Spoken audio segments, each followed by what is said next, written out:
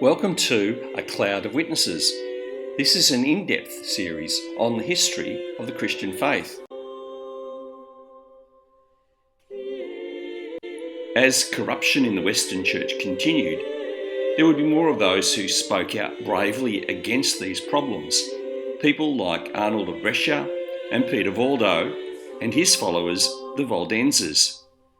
They were followed by the Albigenses, and we'll also note the use of violence by the Western Catholic Church to halt these perceived threats. We'll also examine significant events and developments within the Church of the 13th century, focusing on the emergence of the Mendicant orders, such as the Franciscans and Dominicans, and then note important church thinkers such as Thomas Aquinas, and we'll conclude with a brief analysis of the emerging movement known as the Renaissance. There were some who were beginning to be bolder in their challenges to the Church's authority. Those who did so paid a heavy price. One of these was Arnold of Brescia. Arnold was born at Brescia in northern Italy in 1090. He joined a monastery at Brescia and subsequently became its prior. Over time, Arnold became sharply critical of the Church. He declared that only secular powers ought to hold property, so he opposed the possession of property by the Church because he believed it was being tainted by this temporal power. He also spoke and held to the idea of apostolic poverty. In 1139, he was condemned at the Second Lateran Council and was exiled. It's thought that he went to Paris, where he became a pupil of Peter Abelard. Like Abelard, he was condemned at the Synod of Sens, and this synod, if you remember, was dominated by Bernard of Clairvaux. Arnold and Abelard were both adjudged to be in error. While Abelard submitted to the synod, Arnold continued to preach. Pope Innocent II ordered that Arnold be exiled and his books burned, and it's thought that he then went to Zurich, and following there went to Bavaria in Germany. Arnold returned to Italy around 1143 and went to Rome. For a while he was reconciled to the new pope, Pope Eugene III. However, Arnold supported a group that wanted to set up a republic, and they had Pope Eugene exiled, and for this Arnold was excommunicated in 1148. Pope Eugene returned to Rome, but the city was still under the control of the Republican leadership. Upon Eugene's death, Adrian was appointed as Pope, and with the help of the Holy Roman Emperor, Frederick Barbarossa, Rome was once again placed in the political hands of the papacy. Arnold was arrested and put on trial by the Roman Curia, or the political arm of the Catholic Church in Rome. Interestingly, he was not charged with heresy but rebellion. He was found guilty, but he refused to recant. So in 1155, Arnold was hanged, and then his body burnt and his ashes thrown into the Tiber River. Now, Arnold did not challenge the Catholic Church on theological matters. Rather, he challenged it in terms of its moral failings, for its wealth, and for its temporal power. Arnold's writings had an influence on the later Waldenses. And later Protestants also saw Arnold as a precursor of the Reformation. This picture of the burning of Arnold's body is taken from a Protestant work called the Martyrs Minor, which was written in 1660. In the mid-19th century, the town of Brescia erected this memorial to Arnold. Eventually, there would be others who would go beyond Arnold's criticism of the morality of the Church, and they would speak out against what they saw as incorrect theology. These were considered perhaps more of a danger, and of course, like Arnold, were dealt with very harshly.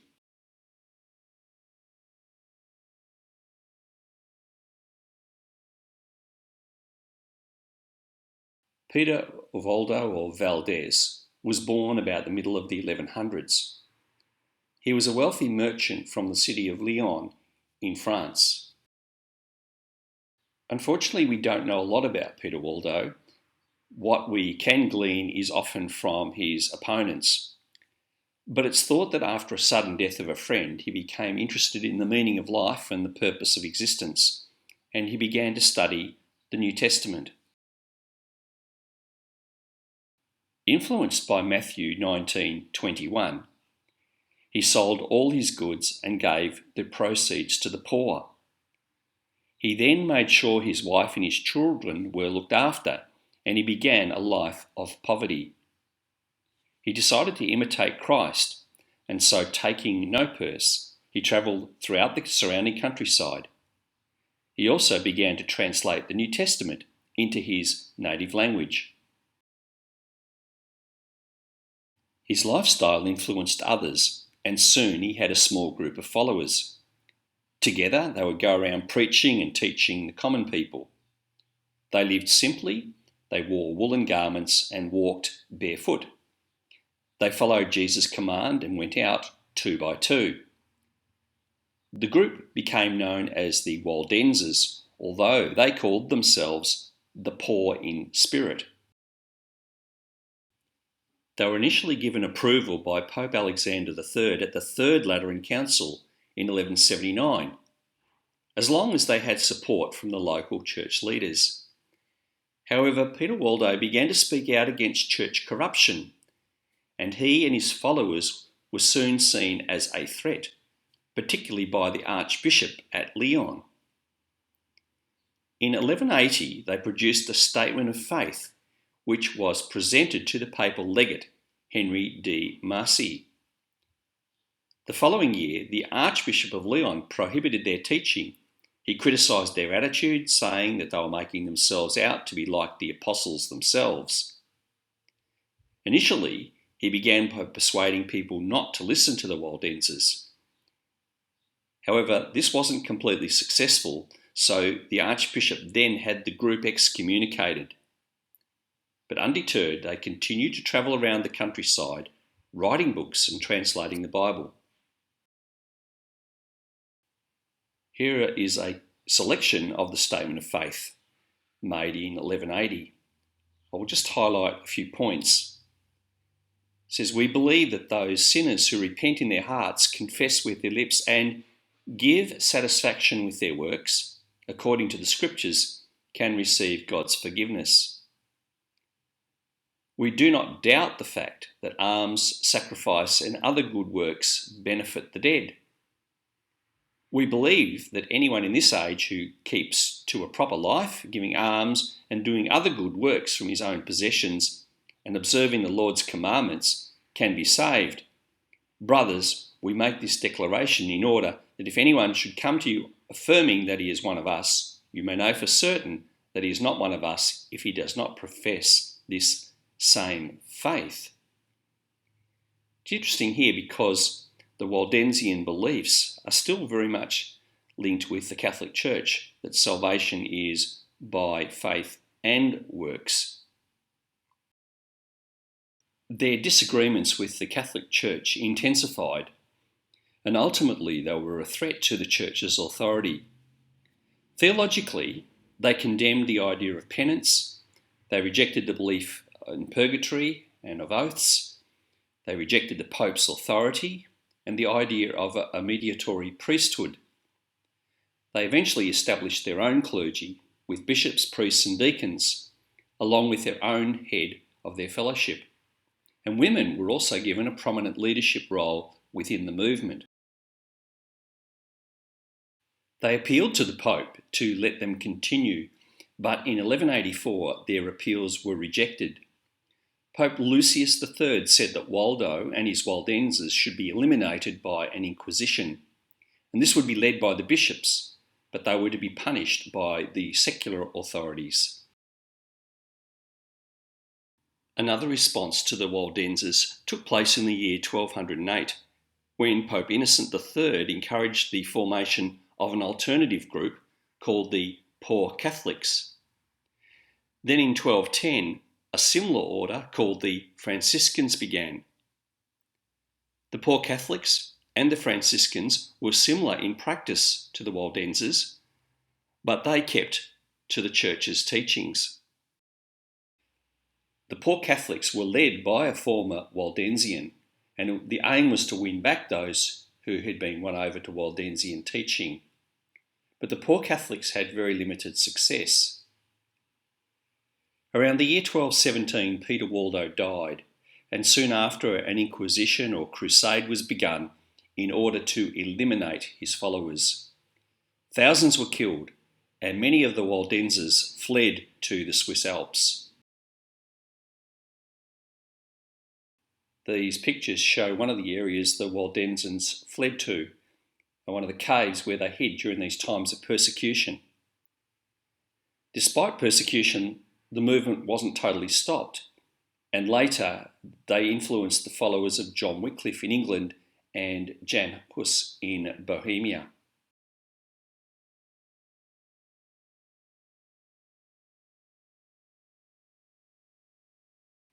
The Waldensian Church still exists today. Here's a church in North Carolina in the US. In the year 2015, Pope Francis appeared at the Waldensian Evangelical Church at Turin in Italy to ask for forgiveness for Catholic persecution.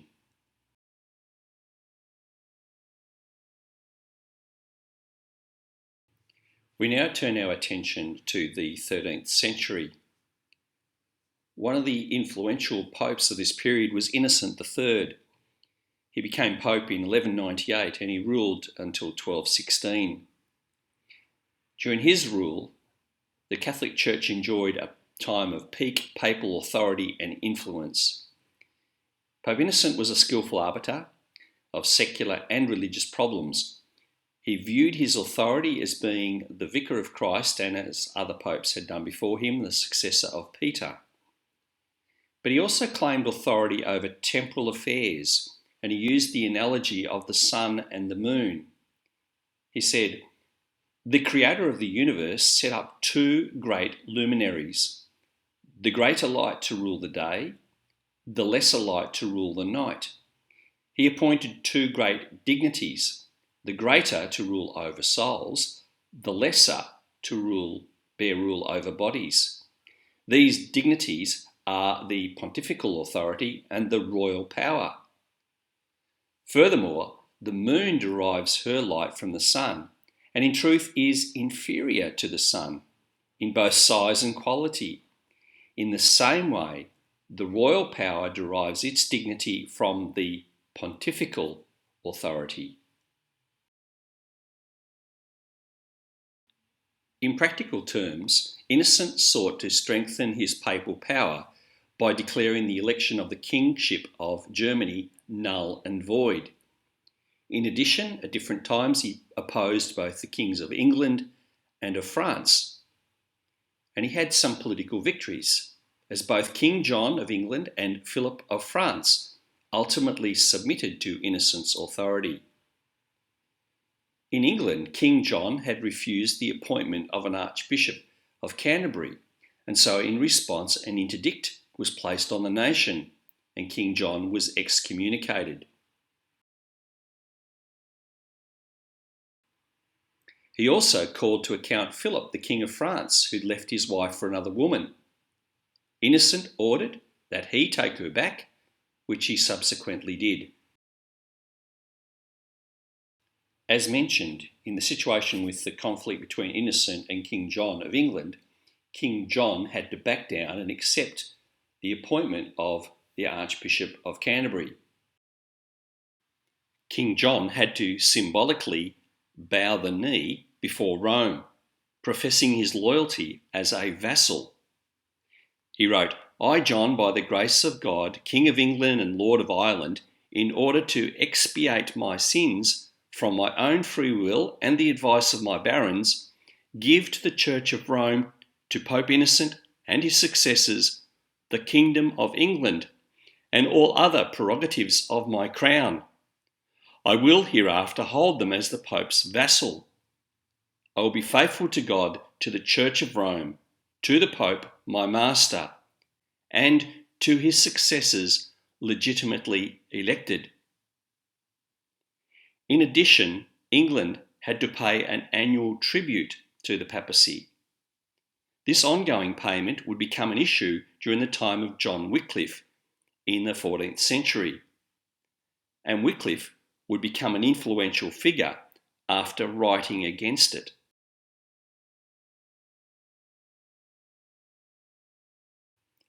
Innocent also ordered the Fourth Crusade, which took place between the years 1200 and 1204, and we've briefly mentioned this before.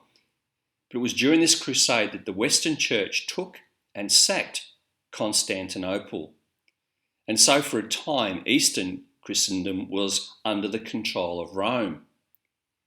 It was this event that has caused, even to this day, an intense rift between the Catholic and Orthodox branches of the Church.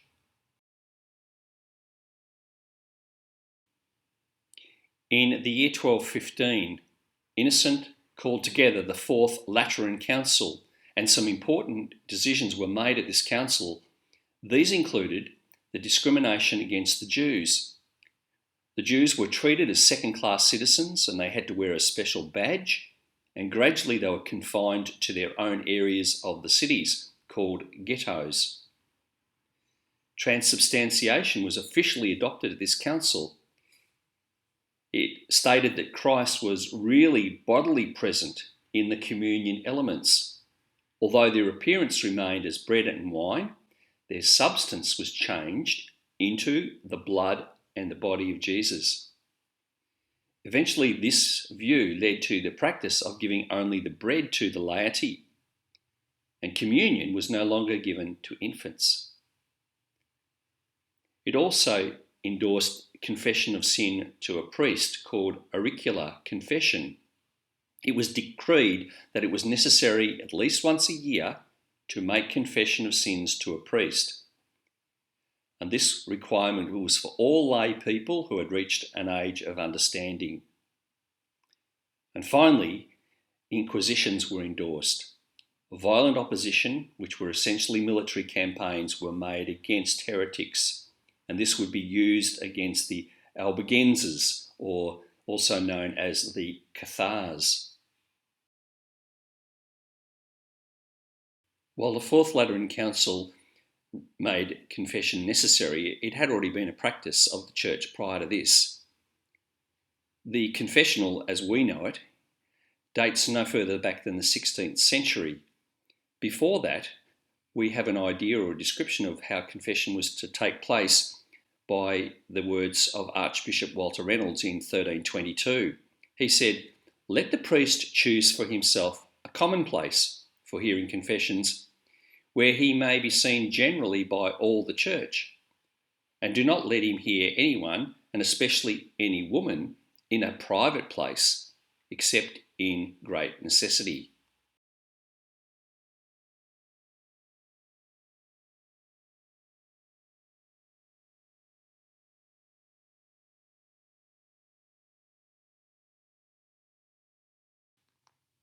There was another group that emerged around the same time as the Waldenses. They were known as the Albigenses or Cathars. The name Albigenses derives from the city of Albi in southern France, and it was in that area that they had a significant impact. And it should be noted that this was a similar area to that of the Waldenses. Unfortunately, not a lot is known about the beliefs of the Albigenses. Most of what we know comes from those who opposed them. It's thought that they were influenced by groups from the east, such as the Paulicians. And as we mentioned earlier, the Paulicians held to Gnostic ideas that the material world was evil. And they were also possibly influenced by Marcion of Sinope, as they held to a dualistic cosmology. The Albigenses opposed what they regarded as the worldly-minded and ignorant Catholic clergy, and it appears that they set up their own religious structure in response. They were zealous for purity of life, and this goes back to the name of Cathar, and it was because of their holiness and simplicity that many were drawn to their teaching, as it was a marked contrast to the affluence and sometimes immoral Catholic Church. It appears they were influenced by Manichaean ideas. They believed that the physical world was evil and the spiritual world was good. And as a result, they were strongly ascetic, seeking to escape from this world. There were other elements of Gnostic thought in their teaching. For example, they thought that Christ did not have a redeeming mission, but that God had sent him to transmit a message, to reveal the truth. Like many other groups, we derive our knowledge about them from those who oppose them. The Catholic historian Ronaldus provides us with some information about the beliefs of the Albigensians. It should be noted that Ronaldus wrote his annals in the 17th century, although he did have access to the historical records at the Vatican Library. He said, "First, it is to be known that the heretics held that there are two creators, one of invisible things, whom they called the benevolent God, and another of visible things, whom they named the malevolent God. The New Testament they attributed to the benevolent God, but the Old Testament to the malevolent God, and rejected it altogether. They charged the author of the Old Testament with falsehood."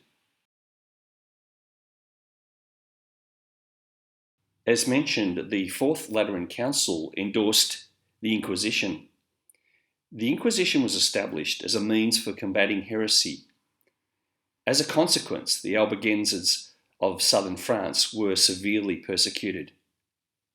A crusade continued against them from the years 1209 to 1229, and then later under Pope Gregory IX in 1233.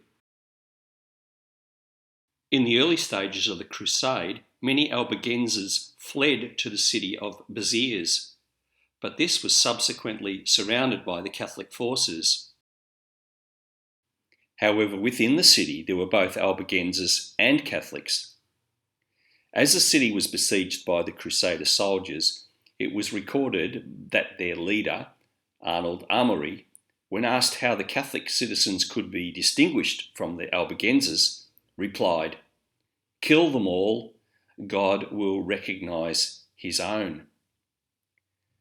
The city was taken and its entire population was killed. The city was also looted and many buildings were set on fire and burned to the ground. According to an eyewitness account by the Cistercian monk Peter of Waldenses, many thousands of Albigenses were slaughtered in this church, despite seeking refuge.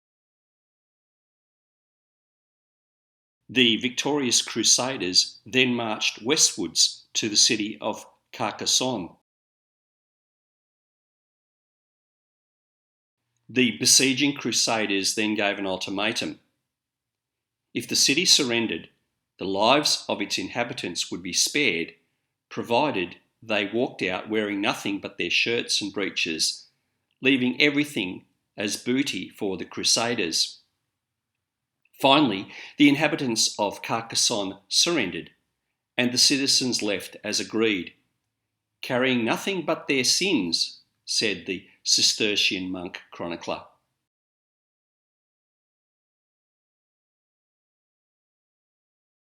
Further persecution of dissenters against the Catholic Church began in 1252 when Pope Innocent IV allowed the use of torture to break the will of alleged heretics. The Ad Extirpanda was a papal bull which authorised, in limited and in defined circumstances, the use of torture by the Inquisition for eliciting confessions from heretics. Now, this medieval Inquisition was not as bad as the subsequent 15th century Spanish Inquisition.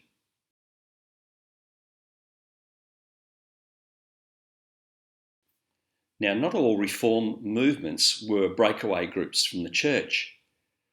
There were also a number of significant internal movements that began during the 13th century that were a response to the affluence and associated corruption of the church.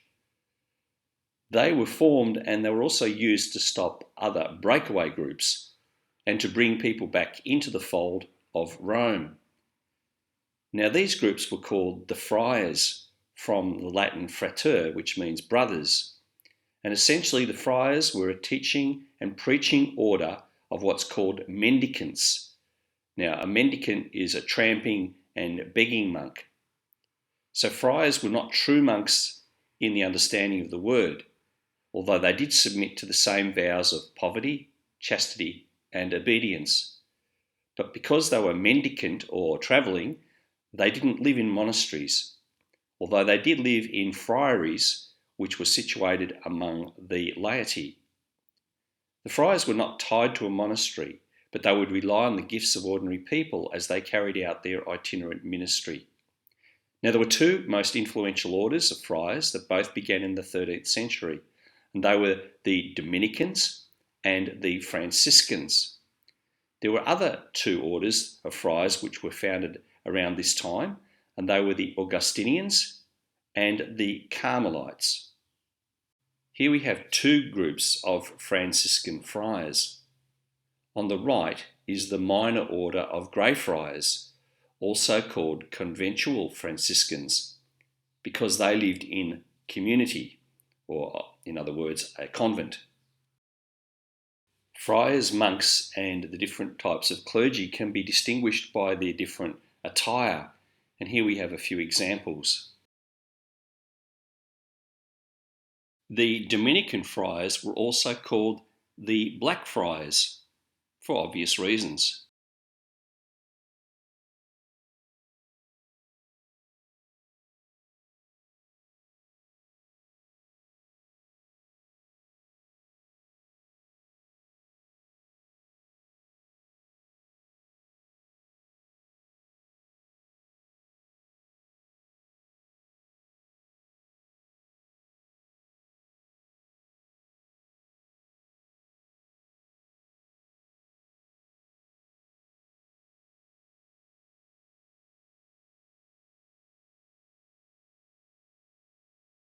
It was Francis of Assisi who began the Franciscan order in the year 1210. His order emphasised poverty and simplicity.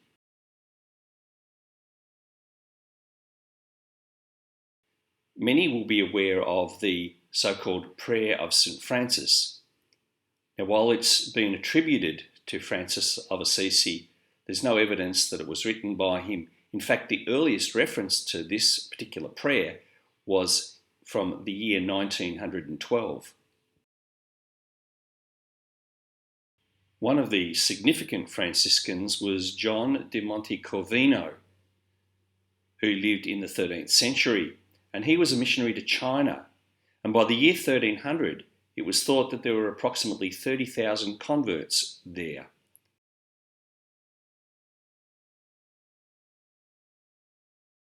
However, in the year 368, the Ming dynasty destroyed the church.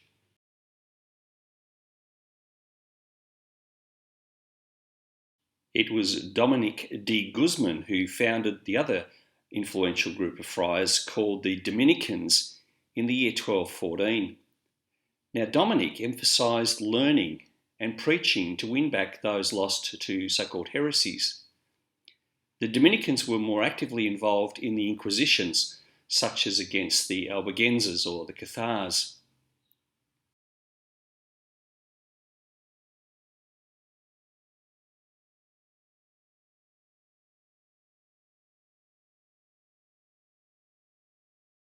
So for Dominic, there was an emphasis on educated clergy among the Dominicans, and it was their job to educate and teach the laity.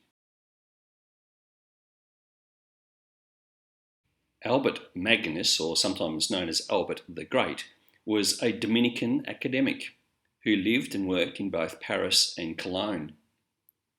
He was strongly influenced by the writings of Aristotle, and he wrote compendiums on theology and creation. In his work, Albert tried to reconcile science and religion.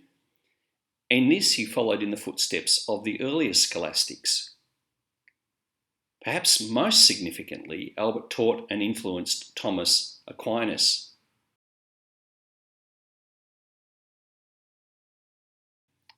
One of the important Dominicans was Thomas Aquinas. Now, Thomas Aquinas was an important teacher who was constantly consulted on important civil and church matters. He was an active preacher, but it was through his writings that he was most influential. In particular, his Summa Theologica. Thomas Aquinas is considered the pinnacle of scholastic philosophy or scholastic theology. The sections of greatest interest in his Summa Theologica include his views on the nature of God, and in the tradition of Anselm, he also tried to use reason to prove God's existence. His argument was known as the fivefold proof of God. In contrast to Anselm, Aquinas started with human experience and used the Aristotelian view that there is a first cause for all things. Yet he went beyond saying that God was just the first cause. He argued that this cause was a rational creator and a spiritual being. Aquinas said, "This follows from the fivefold proof for the existence of God. Namely, there must be a first mover, unmoved, a first cause in the chain of causes, an absolutely necessary being, an absolutely perfect being, and a rational designer." Now, this focus on the importance of reason in order to find out truth about God was largely begun by Aquinas, and it developed later into what became known as natural theology. Now, natural theology was the view that we could find out about God not just through the scriptures or through revelation, but also by looking at the world around us and using our human reason. However, Aquinas limited the role of reason. He said that it had limits in finding spiritual truth. Here's a summary of Aquinas' views on reason. Reason should prepare the minds of men to receive faith by proving the truths which faith presupposes. Reason should explain and develop the truths of faith and should propose them in scientific form. Reason should defend the truths revealed by Almighty God. He conceded that reason is inadequate by itself and it must be augmented by revelation contained in the scriptures, and that scripture is the final authority, although the scriptures were to be fully understood in light of the church fathers and church councils. The truths of revelation cannot be attained by reason, but they're not contrary to reason. And reason has a role by showing the inadequacies of the objections to the truth.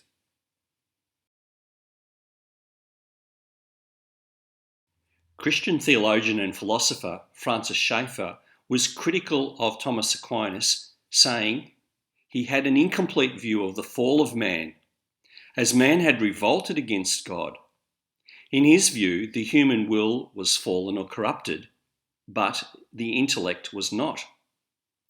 As a result of this emphasis, gradually philosophy began to act in an increasingly independent, autonomous manner.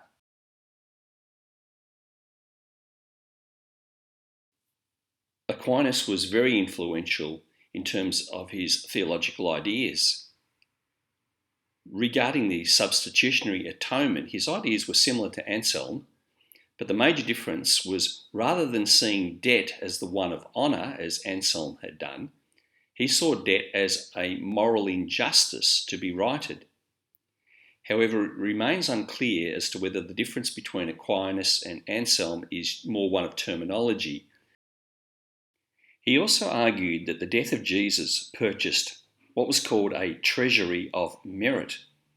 It was this idea that there was a fund of merit that later Catholic teaching said that could be accessed by the payment of money to the church, and this was called an indulgence.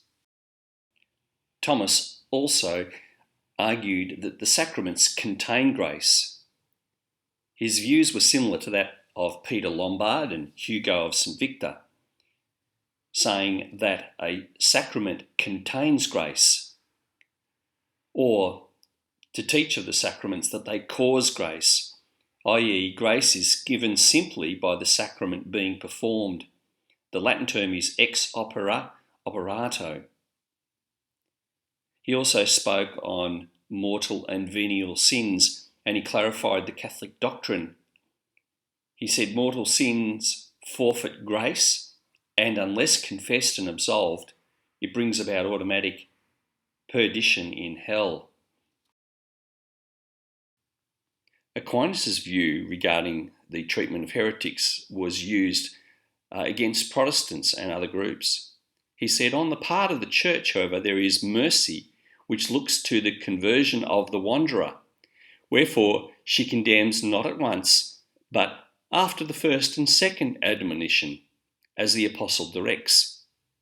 After that, if he is yet stubborn, the Church, no longer hoping for his conversion, looks to the salvation of others by excommunicating him and separating him from the Church, and furthermore delivers him to the secular tribunal.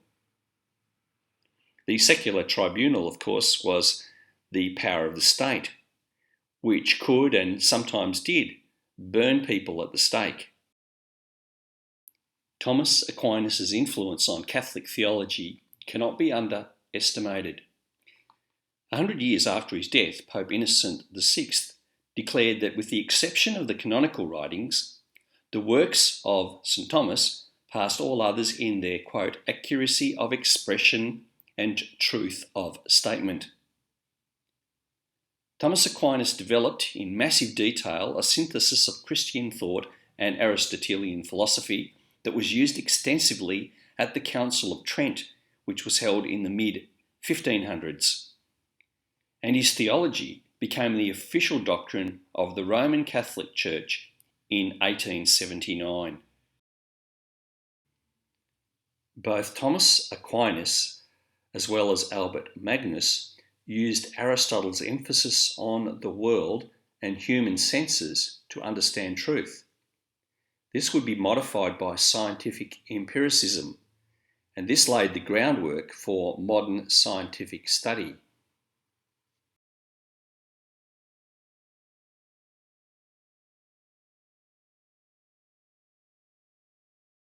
Another influential scholastic theologian was John Duns Scotus. Born in Scotland, he was ordained a priest and then became a Franciscan friar at Oxford. He went on to lecture at the University of Paris and died in his 40s at Cologne. Now, Duns Scotus was a realist, and he argued for the existence of God based on metaphysics, although he used different arguments to that used by Thomas Aquinas. Importantly, Scotus began to question the value of reason in proving religious truths. In other words, he was saying that reason has its limits. Some doctrines, he believed, had to be held purely on faith and could not be proved by reason. For example, he believed that baptism left an indelible mark on the soul. Now, while such beliefs could not be proven by reason, he maintained that they were still in harmony with reason. His views on the relationship between reason and revelation were a subtle but nevertheless important shift to what previous scholastic theologians believed.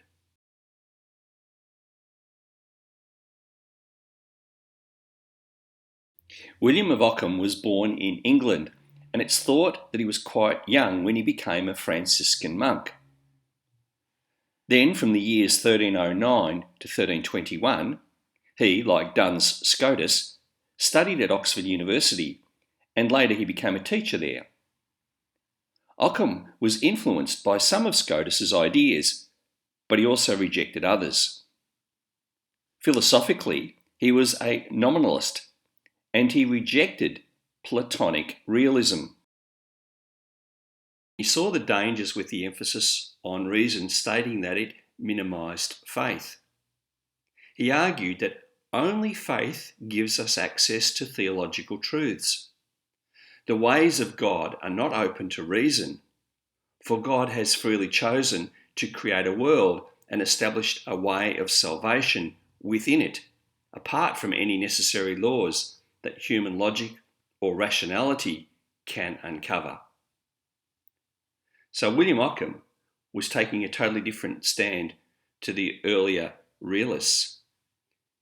He said that human reason can prove absolutely nothing regarding God or his divine purposes. And for Ockham, the truths of God were revealed directly in the Bible. Ockham is also sometimes called a fideist, in that he argued that a belief in God is a matter of faith alone. And against the scholastic mainstream, he insisted that theology is not a science, and he rejected all the alleged proofs of the existence of God. Essentially, he argued that revelation must be believed merely on authority, quite apart from reason. He also argued that whatever God pleases to do is possible, and that nothing is above the absolute power of God, not even reason. So far as being capable of demonstration, reason in fact may stand in direct contradiction to the logical conclusions of what is called science. William of Ockham was also influential in other areas. For example, he indirectly attacked the claims of papal authority. He asserted that even a general council may err, and that the hierarchical system of the church might be given up if the good of the church required it. And these challenges were a foretaste of the future Reformation.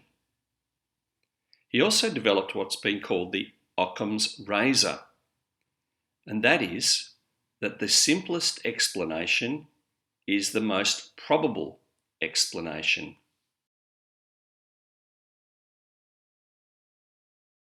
Now we're really getting into the branch of philosophy which is called metaphysics. Now metaphysics relates to understanding the fundamentals of reality. This is quite a complex area and not the easiest to explain simply, but we'll just give it a little bit of a brief overview. So we've heard, and you've probably read about the terms realism, moderate realism, and nominalism being used to describe the philosophical thoughts of this period. So briefly, what's meant by these terms? Now, church historian Earl Cairns, in his book Christianity Through the Centuries, gives a very helpful explanation of these terms, and I'm taking a lot from him. First of all, realism. Plato and his philosophers believed that universals had an objective existence. So, for example, truth, beauty, and goodness exist in reality. Or to put it another way, according to Plato, you must look beyond this life for ultimate reality. Now, it was Augustine and Anselm who applied this view to theology. Moderate realism. Now, it was Aristotle who held a more moderate view of reality. He argued that the particular things around us are the most real in themselves. While universals exist, they do so in particular things. So, for example, humanity exists in individual people. Now, it was Peter Abelard and Thomas Aquinas who were regarded as moderate realists. Nominalism. Now, nominalists were opposed to both the realists and the moderate realists, and they held the view that general truths or universals have no objective existence outside of the mind. They are just subjective ideas that have been developed by the mind based on their common characteristics. Or in other words, universals were mental concepts. So because they were just mental concepts, sometimes the word conceptualist is used instead of nominalist to describe those who held this position. So an example might be justice. The concept of justice is held in your mind, and it's derived by seeing examples of justice in action. Now, William Ockham, who we've just discussed, was a nominalist.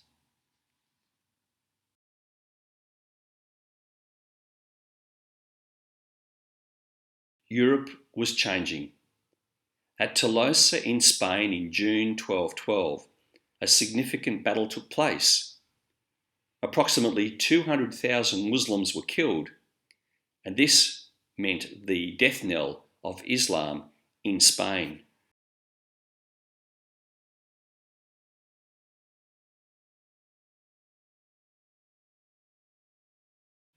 There are also winds of change in terms of learning. The period from the 1300s through to the 1500s is known by us today as the Renaissance, and the word means rebirth.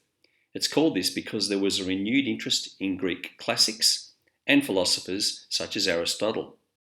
New views were put forward that challenged traditional theology and put forward the independence of reason and philosophy from any so-called constraint of theology and faith.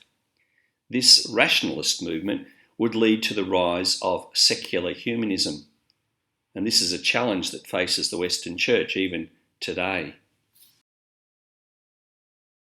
It had began in the Italian city of Florence under the patronage of the Medici family, and it took place because there was a lot of Greek scholars that came there after the fall of Constantinople, now known as Istanbul, and a rise of wealth and social mobility after the Black Death, and that there was a desire to rediscover the knowledge and the attitudes of classical civilizations such as ancient Greece and ancient Rome. This painting by Raphael, called the School of Athens, completed in the early 1500s, shows the Greek philosophers. Commentators have suggested that nearly every great ancient Greek philosopher can be found in the painting. What is interesting here is that it does not contain any biblical figures. The painting is a focus on the achievements of man. There was, during the Renaissance, an increasing emphasis on human capabilities and achievements. Pico della Mirandola had, according to church historian Justo Gonzalez, a vision of humanity which had, quote, unlimited capabilities, both for good and evil.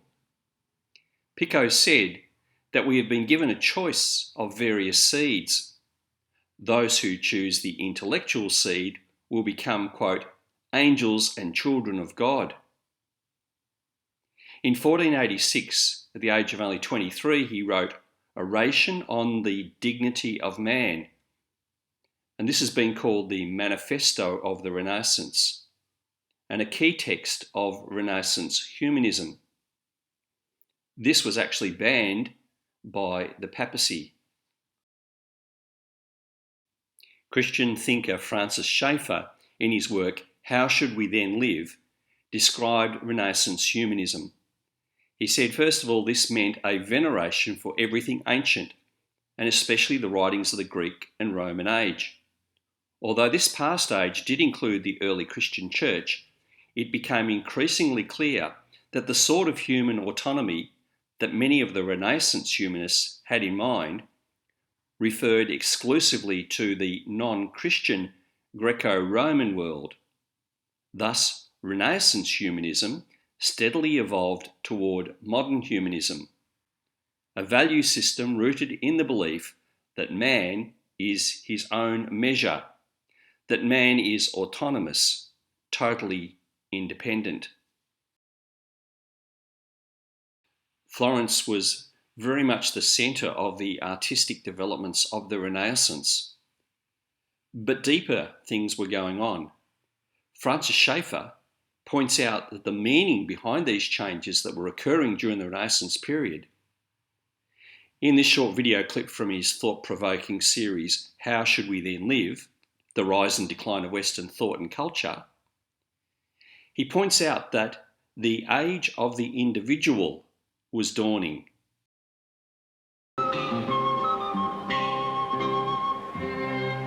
The Dome of Florence.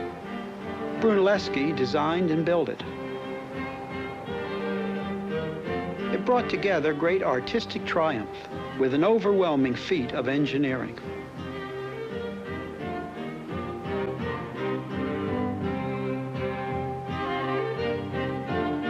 What is especially overwhelming is that Brunelleschi was trained not as an architect, but as a goldsmith. This building, the Foundling Hospital, which you are now looking at, was also designed by Brunelleschi and was the first Renaissance building.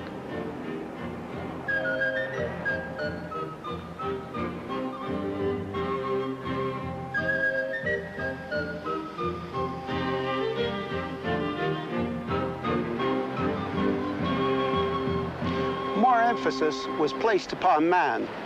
We know very little about those who built the Gothic cathedrals, who wrote the Gregorian chants. But now the artist himself became important. Here is a biography of Brunelleschi, and some of his contemporaries wrote autobiographies. Sculptures, portraits, and even self-portraits of the artists began to be made. At the beginning of the Renaissance, it could have gone either way. Nature could have had its proper place, man could have been in his proper place, and would have been absolutely beautiful. But at a certain point along in the Renaissance, the scales tipped, and man put himself at the center absolutely. And this opened the door completely to the whole destructive force of humanism that followed down through the Enlightenment and into our own day. In looking at sculpture, Francis Schaeffer focused on Michelangelo's statues of so-called men tearing themselves out of the rock. He said that Michelangelo was making a humanistic statement that man will make himself great, that man by himself will tear himself out of nature and free himself from it. Man will be victorious. Francis Schaeffer also points out that Michelangelo's magnificent statue of David is not of a Jewish David. Michelangelo knew that Jews were circumcised, and this was of an uncircumcised David. So this isn't a biblical David, but the humanistic ideal. According to Schaeffer, it was declaring that man is great. Notice here too in Michelangelo's The Creation of Adam. Note how God is portrayed. As Justo Gonzalez says, he's a very different Adam from the frail Adam of the medieval period. In Michelangelo's painting, Adam is receiving from the finger of God the, quote, power to rule over creation. Man is depicted also very much in the image of God. He's painted as large as God, illustrating the increasing viewpoint of a man-centered world. Francis Schaeffer, in reflecting on Proverbs 23 verse 7, which says, "As a man thinks, so is he," he wrote that, quote, humanism had already begun to show that pessimism was its natural conclusion.